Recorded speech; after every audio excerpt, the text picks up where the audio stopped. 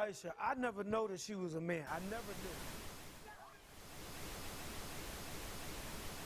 I believe that our education, like such as in South Africa and the Iraq, everywhere like such as.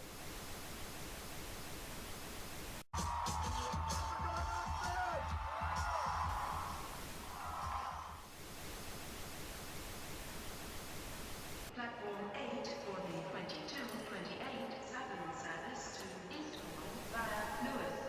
Please join the front. One option, placing a tracking microchip under a service member's skin. Former special operations officer. And if you hear the shouting, it's a group of demonstrators who've come. 9/11 was an inside job.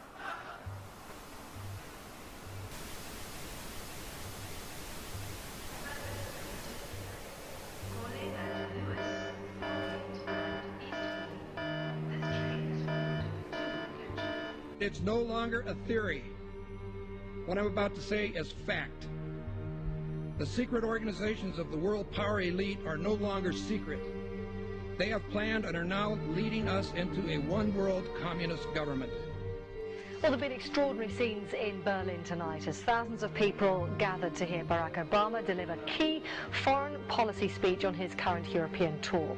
The Democratic presidential hopeful laid out his vision for America's place in a new world order, in a new world order, in a new world order. It's not a new idea. President Bush talked about it back in 1991. It is a big idea, a new world order. President Bush said, and it's a phrase that I often use myself, that we needed a new world order.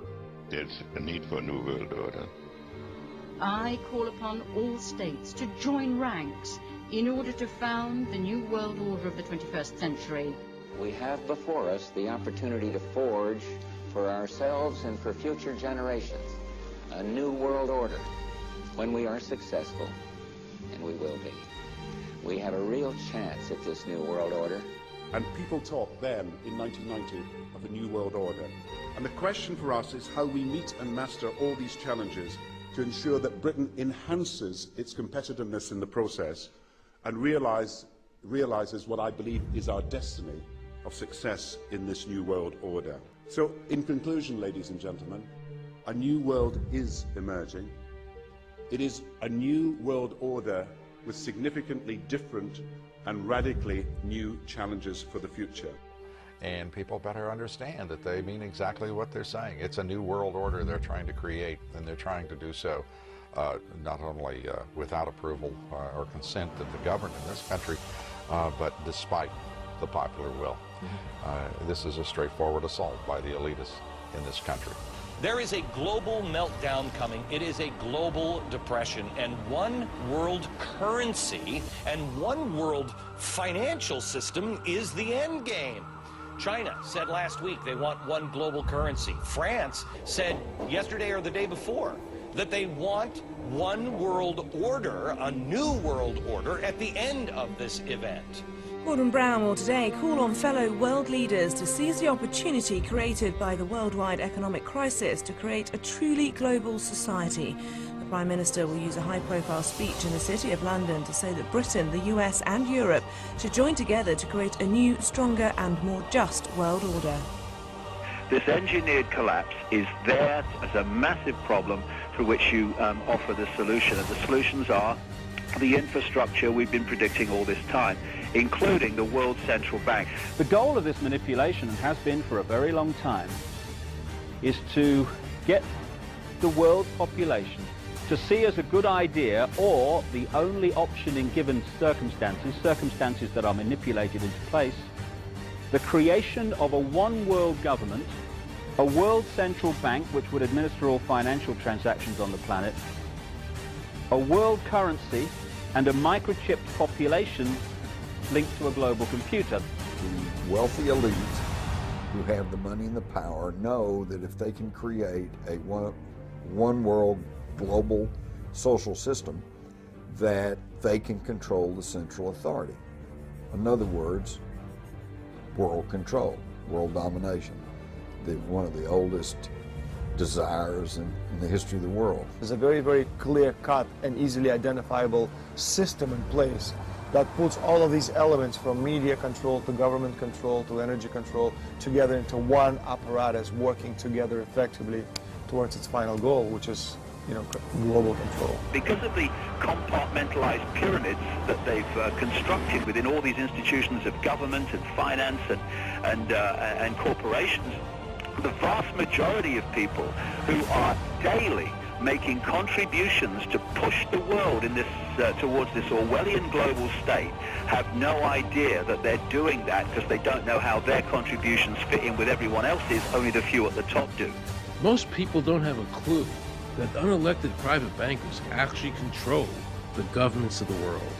There is this cozy little myth that is perpetuated between politicians and the media. The media report the world as if presidents and prime ministers are the final arbiters and decision makers in the world, which means that the people above the level of presidents and prime ministers that really make the decisions, they're never looked at or exposed by the mainstream media because they're not accepted to exist. The central bankers of the world are working together to create a one-world government.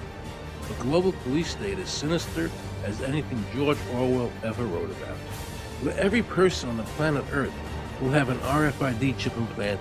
It is the first implantable microchip for humans that has multiple security, financial, and healthcare applications. More than 100 law enforcement officials in Mexico are having microchips implanted in their arms. The chips allow a person to be scanned, sort of like a cereal box at the supermarket. Just like the microchips implanted in the necks of dogs and cats, allowing lost pets to be identified, this glass capsule can do the same for humans. A chip in everybody would be the universal monetary system par excellence, because there'd be no escape from it, and you'd be totally under the control of those who issue the electronic impulses in that chip. The problem throughout human society is that the good men and women do nothing. They don't want power. They don't want control. They want to lead a leisurely life. They want to spend time with their family. They want to lead simple lives. But we are forced throughout society and throughout history and throughout human time to stand up against bullies. And many times we stand up before it's too late. And we reverse the course of tyranny. But more often than not, we don't stand up in time, and horrible things have to happen first, so decadent societies learn why liberty and freedom is so precious. If you think you don't like the situation now, then think what you're going to face a little way down the road, and more than anything, think of what your children are going to have to face. Because you think we live in a controlled society now, this is nothing compared with what they are going to have to live in. So in terms of parents who are listening to this information, I would say this: go and look your children in the eyes and tell them that you can't be bothered, or you're too frightened to do anything about it. You're too frightened to get involved, in being another conduit for getting this information further and further expanded into the public mind, that you're too frightened to get together with others to stop cooperating with this system and to not be intimidated into coming into line, which is a bit like coming into line in a concentration camp and thinking it'll be okay as long as you stay in line and you do as you're told, you'll be fine. And then you realize at the end of it, well, actually, it ain't fine. And if you'd have all rebelled earlier, then you wouldn't be in the situation you're facing now. The point of mathematics alone ought to let us see where the real power is here. There are billions of people, 6 billion, nearly getting on for 7 billion on this planet, who are being manipulated. There are, in full knowledge of what they're doing, a relative handful of those who are doing the manipulating to the end that we're talking about. They think they've beaten us. They think that they're going to have their way with us. And I'm here to tell them they're not going to have their way with us. We are going to defeat them. You guys aren't going to be able to get away with your New World Order, sir. Talk about Bill. You know what New World Order is. You will never get a New World Order. Never. National sovereignty will prevail. The New World Order is going down, sir. You can laugh. Wake up, people. Wake up. Research the New World Order. This is important. Look it up. Investigate it. Your New World Order will fall. Humanity will defeat you.